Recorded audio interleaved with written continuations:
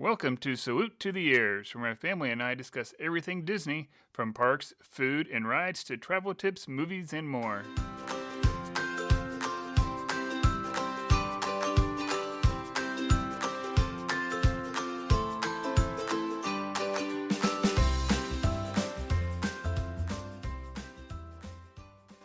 Hey everyone, welcome to Salute to the Years. I'm your host, Jeremy Simon. Today I am riding solo and we are going to talk a little news and a little bit of a rumor roundup. There's all kinds of rumors flying around right now because, well, everything's changing rapidly. First thing that's going on, as most of you have probably heard, masks are no longer mandatory if you are outside at Disney World. So if you're going inside for anything, you got to put your mask on. If you were in line for the queue or for a ride, you need to put your mask on. A little bit of debate of when you need to put that on. The more I'm seeing, it sounds like it's whenever you cross underneath the arch, entering the official queue. But some are still saying you need to wear it in the extended queue, so be prepared. Either way, have that mask with you. If you're going inside any of the shops, any of the shows, or riding any ride, you have to put your mask on. It's that simple. Universal has dropped their mask mandate completely. I don't think Disney's that far behind, but I think they're going to be a little bit more cautious, try to be a little safer for their cast members and for everyone that's showing up. I think at some point, though, here relatively soon, it's probably going to go away. With that said, park capacity is going up. It's, according to Bob Chapek, it's roughly going to be about 10% every month until they reach that full capacity, which it sounds like they want to be at prior to October 1st when the festivities for the 50th anniversary kick off. They want to, I think my guess is they probably actually want to be at full capacity prior to September. I think they want to have a good month of running it at full capacity, trying to get things closer back to normal rather than just kind of hitting everything October 1st. It's kind of going to be a theme through this. I don't think they want everything to just really kick off October 1st. You already got the 50th anniversary and you got Remy's Ratatouille Adventure both kicking off October 1st. That's already a lot. I think our guess, as we've talked about it, is a lot of those things are probably going to be kicking off a little bit sooner. My guess is probably September was when we're going to see full capacity, probably most of the restaurants open, and things as close to normal as what we've seen them over the last year and a half. With that said, some things that have gone on over the last year and a half, I don't think are necessarily going to go away anytime sooner. It doesn't sound like it, no matter how much we complain about them. Like park reservations. Now, if you're staying at the resorts, get your reservations as soon as you get your tickets, get them linked to your account. Go ahead and get your park reservations then. It's you can do that far enough out usually to where it's not quite so big of a deal, but some of those peak times, like 50th anniversary, October 1st is already gone. Halloween, last time I checked, was very limited. It's becoming harder and harder to get that park reservation, even if you are staying at a hotel. But if you do it far enough out, you really shouldn't have too much of an issue. Annual pass holders, it's an absolute nightmare for them right now. They are having a hard time getting reservations, especially if they just decide a couple of days out that they want to go to the parks. It sounds like it's pretty much next to impossible for them. So until they completely open up the parks to 100% capacity, whatever they're going to set that limit at, then it's going to be difficult and it's going to go in stages. And I think the next one to see a bump is probably going to be those annual pass holders. But I could be wrong because there's other things that are difficult too right now. It's food in the parks. That's one of the big things people are complaining about right now is as capacity is going up, you still don't have all the restaurants open. And they're still at a limited capacity inside those restaurants. And if you're doing mobile order at quick service, if you are big at eating lunch around 12 or 1, you may want to put in that mobile order and select your time as soon as you come into the park that day. If not, you may be hitting 11 and realize, hey, we need to order our food and we're really hungry, and you go to order it and you may not have time available until 3. So then you're going to be kind of piecing around on snacks or trying to do whatever you can to try and hold over until that reservation comes open. Reservations, table service reservations inside the parks, it's supposed to be 60 days out. It's next to impossible to get a lot of those, especially during peak meal times. Those are going very, very quickly. Even reservations over in Disney Springs are going very quickly, especially for some of those really popular restaurants like Homecoming, Wine Bar George, over there at Boathouse. Some of the really popular ones, Marimoto, they're going quick. So if you got somewhere you really want to go to, you need to be on there that morning and trying to get that reservation. Keep checking and checking and checking so that you can try and get it. Some people are having success like checking it the day of or the night before you're in that park, or you want to try and eat at that restaurant. Sometimes some reservations open up because people have canceled. So that might be one thing to do if there's really a restaurant you want to eat at, say like Be Our Guest inside Magic Kingdom, which is very difficult to get. You might want to just keep checking as you're going and as you get closer and see if that opens up. Just because it's not there that morning when you go, still check. Maybe it'll open up that afternoon. But if you see it, hop on it fast because they don't last very long. And then, as we were saying with the mobile orders, it's order as soon as you get in there. Kind of have a good idea where you want to eat before you get to the park, if at all possible. Get that stuff ordered as you're walking to those rides in the morning. And that way you're all set and you don't have to worry about it until it gets a little bit closer to your time to eat. But you already got that order in. That food will be ready for you about the time you want to eat. And you don't have to worry about hangry people rolling around with you. Because I know I get hangry. I don't necessarily want to have to go munch on a bunch of snacks when it's lunchtime. Give me my food. That's what I want. But in some of the parks, you're still fairly limited on what you can order. Some of those quick service places aren't open, like Magic Kingdom. Still waiting on Casey's to open up. I know some people like it, some people don't, but it's kind of classic. I enjoy corn dog and sitting there and people watching right there on the corner of Main Street and the hub and watching all that stuff go on. So I'm looking forward to all those places opening back up. And I think as that park capacity opens or increases and more cast members come to work, because they have been hiring people, specifically people to work in the dining and transportation, and some of those furloughed cast members that decided not to come back, they've hired those people. They just got to get them trained up and get them ready to go. And then one of the other big ones is hotels right now. There's still no word of when the value resorts, all the All-Stars, are going to open up. That's kind of a big chunk of hotels. And another big chunk is Port Orleans, Riverside, and French Quarter. The thing all these have in common is their only transportation is buses. So unless you are driving yourself there, you're kind of relying on the bus transportation to get around. They've been limited on bus drivers. They've called a bunch of them back, but not all of them have come back. So that they're trying to hire more. As they hire more, and as capacity goes up, and demand for hotel rooms goes up, hopefully those other resorts will open back up. I think the first one we'll see is probably one of the All-Stars, and then over at Port Orleans French Quarter, because it's a very small resort. It doesn't hold that many people. They can go ahead and fill that up to kind of ease up the pressure on some of the moderate resorts that they're now seeing.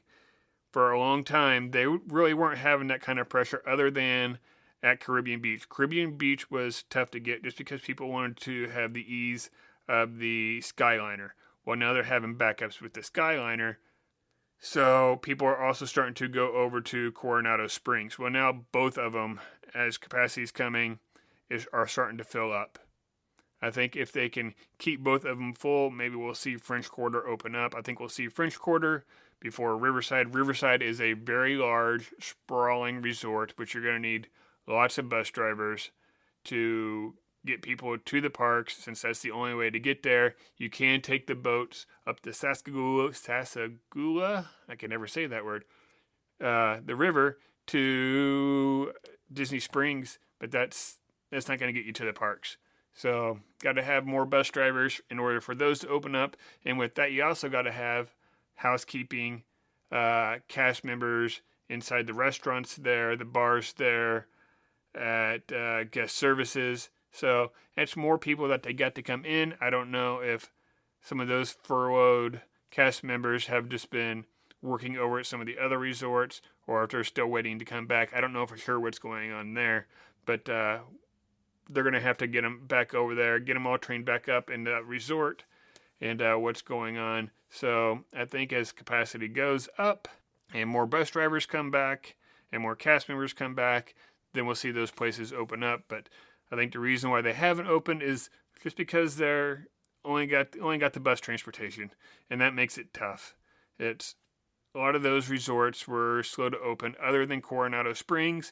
But Coronado Springs also was trying to bring in more of the business aspect too, so that's why they could open up in case they had any kind of conventions or anything like that going on.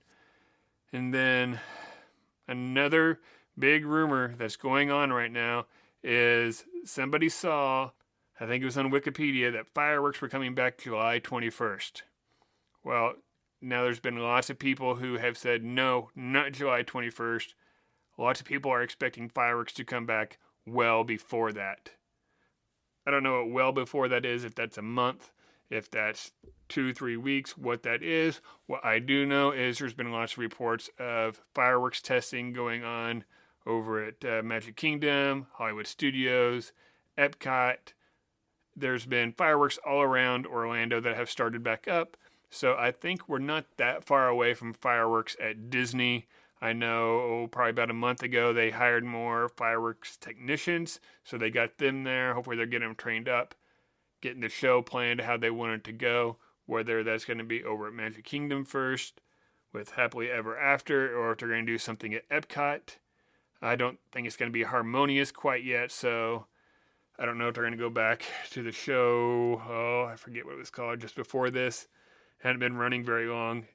It started after Illuminations, and looked like a good show. Lots of people liked it, said it was a great kind of fill in until Harmonious starts up. And they've been hearing that, people have been hearing that music at night coming from Epcot. So my guess is maybe they're going to bring that back as a filler until Harmonious is ready to go. Once again, I think they'd like for it to debut before October 1st, but if there's going to be something else that debuts October 1st, it's going to be Harmonious, I think. I think that's one good way to keep people in Epcot at night, although it is already a pretty big night park, and you'll have food and wine going on. But I think that's a good opportunity to debut that one. Other than that, I don't think there's going to be anything else that debuts that day, because you're already going to have a ton of stuff going on at Magic Kingdom, a ton of stuff going on with Remy's Ratatouille Adventure. Then if you throw this in there at night, and then you're going to have stuff going on over at Hollywood Studios and Animal Kingdom as well, celebrating the 50th. So it's going to be a big day, a busy day, but they can only debut so much stuff. So it won't shock me if it comes out before October 1st, but I think that's when that one is going to come out. I don't know anything. I don't have any really serious connections inside Disney World. I am pretty good at reading between the lines and piecing stuff together. So that would be my guess. So I hope fireworks come back sooner. My personal guess, is I would not be shocked if fireworks debuted again 4th of July, Magic Kingdom. Circle it. That's what I think. I've seen a lot of people who have much better ideas and sources than I do, saying they think it's going to happen in June. I'm circling July 4th. Walt was very patriotic. As much as things are going a way that I don't necessarily think that Walt would have wanted him to go. His very business as it's getting and about the money. I think they still try to tie some things back to it, and Walt being very patriotic, I think that would be a great day for those fireworks to come back and debut and everyone to enjoy it. I know everybody missed fireworks last year on 4th of July, so be a great time. Just sit around the castle, watch the fireworks on 4th of July. That's my guess, but that's just it. It's just a guess at this point. One thing people keep asking about, and I know I'm bouncing around, I'm throwing a lot of stuff out there. There's all kinds of rumors, all kinds of questions going around right now. And this is one I actually got from yesterday when I was talking to a cast member on the phone when I was trying to get an idea of some prices for hotel rooms right now.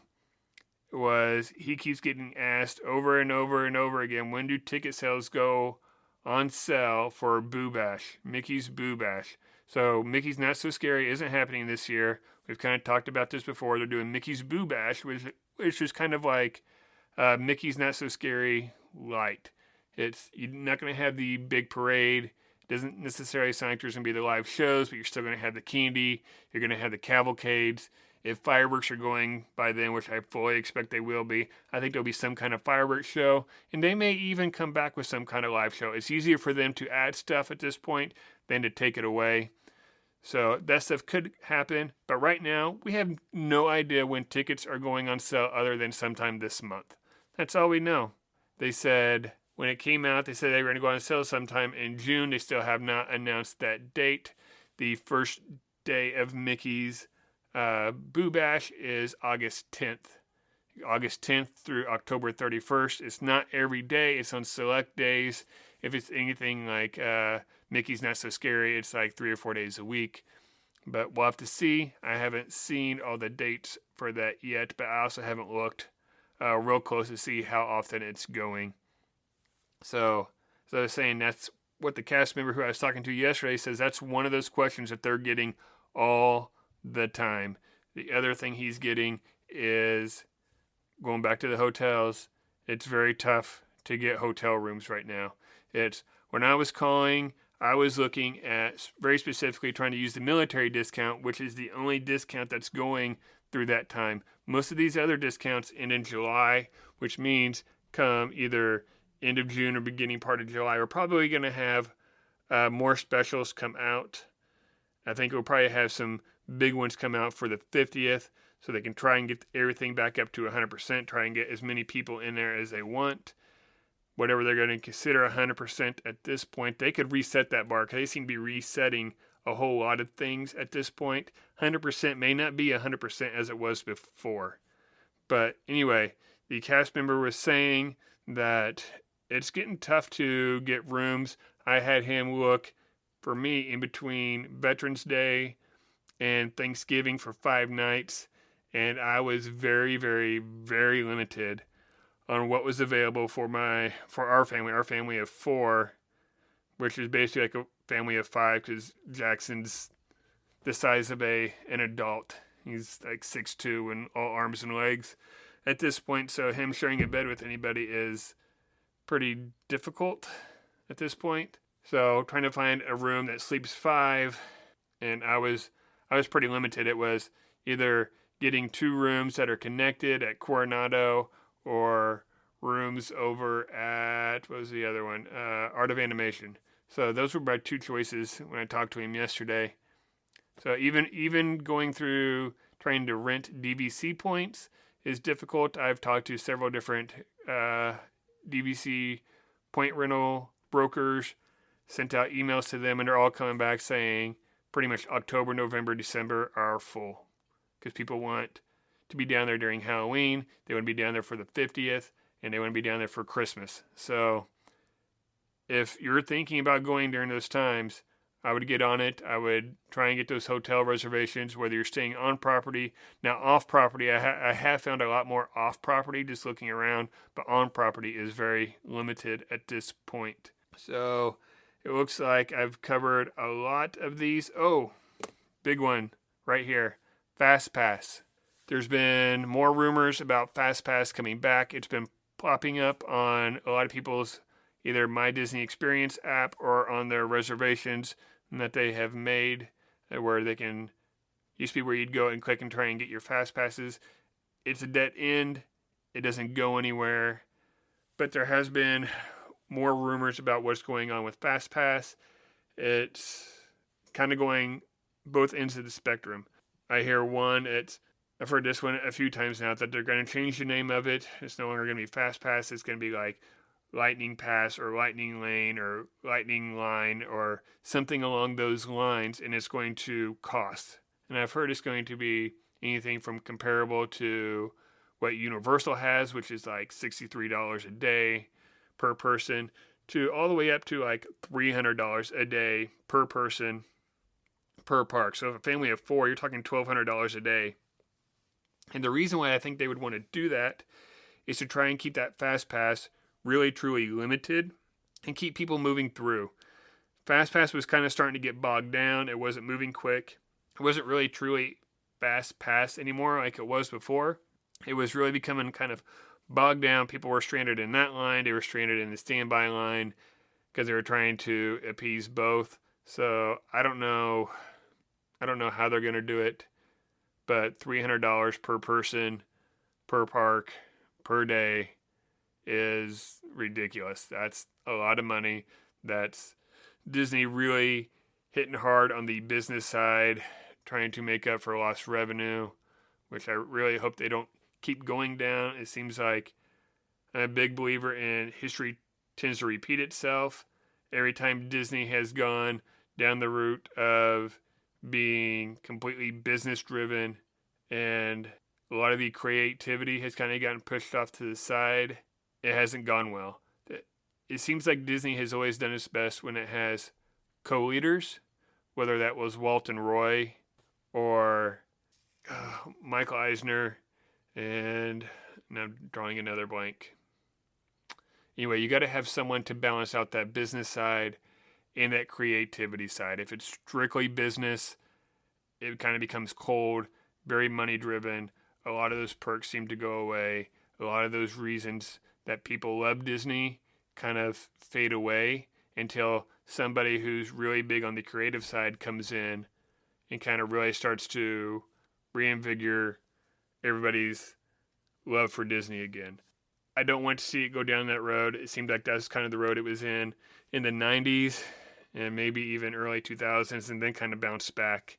Hopefully it doesn't go that way. I'm just, right now, me reading between the lines of how everything's going, it seems to be very money driven, and I don't necessarily like that. But going back to FastPass, there's also the possibility it could come back how it was. I was watching a vlog today. It was, we watch a lot of vlogs here. This one was PC Dev, love it. Anyway, he was walking around Epcot, all kinds of kiosks that were covered up. First thing I thought when I saw him was, hey, that looks like FastPass Plus kiosk. And those were exact words that came out of his mouth. Erica said the same thing. Could be, maybe they're coming back. Maybe FastPass is going to come back how we remember it. I hope so, to some capacity. They got to find out some way to maybe FastPass, virtual queues. There's a whole lot of talk of a whole lot more virtual queuing going on. I don't know how that will work, because then everybody would just be kind of wandering around the park, or if everything is virtual queues, everyone's going to be staring at their phones the whole time trying to get a virtual queue. I don't know. They got to find ways to appease people so they're not constantly standing in line. But if we're not all standing in line, not everybody's going to be buying stuff in the shops at all times, which is what they hope for. But let's be realistic. That's not what's going to happen. It's one thing that could help, though, would be more live shows. So they've had Festival of the Lion King going. They've added more shows. It's like 2 in the morning, 3 in the afternoon, and 1 or 2 in the evening. That seems to be going pretty well. I love the live shows, and it's a good way to eat up numbers of people in the crowds. As capacity goes up, you got to find something to do with all these people, because if everybody's standing in line, everybody's going to be miserable. Whether you're wearing a mask or not wearing a mask, it's still hot and humid in Disney. and no one wants to stand in lines that long. So they got to find ways to eat up those crowds. Live shows are a great way to do it. So that is a whole lot of stuff I just threw at you. If you have any questions on anything, feel free to hit us up on Twitter or Instagram at Salute to the Ears. We appreciate you all listening to the podcast. We keep getting more listeners. Love it. Please share it. Let your friends know. You can download it anywhere you listen to podcasts. With that, please, please, please go out, find your joy, and have a magical week.